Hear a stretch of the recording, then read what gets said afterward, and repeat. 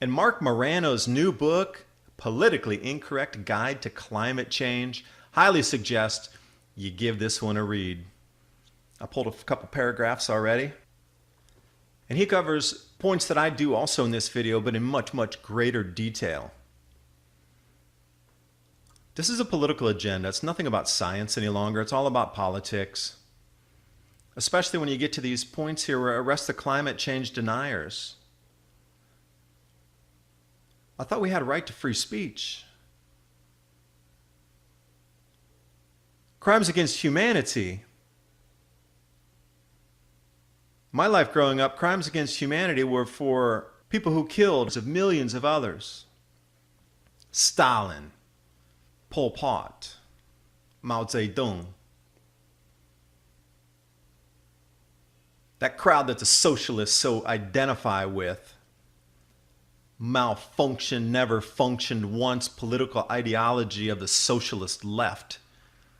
That's crimes against humanity.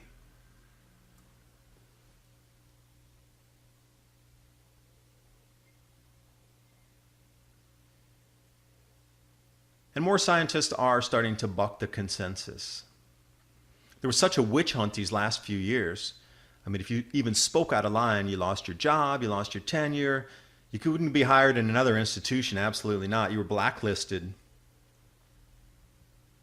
So as more scientists start to speak out, especially with this new petition coming forward, I really think we're going to start to see some answers and a lot more minds coming out, because I think truly, this is my own opinion, that the scientists and others, astrophysicists, geologists, and the whole gamut covering this grand solar minimum, knowing these cycles are repeating, I think they're starting to wake up and they understand our lives are about to change, and even if they hold on to their jobs, it just won't matter in the future, because with the food crop loss is coming, political and social upheaval that's about to befall our planet due to these cycles repeating, that they won't be able to hold the global warming narrative together. And what they're doing is they're signing on this to try to save their jobs and their careers. So in the future, when we look back, they'll say, no way.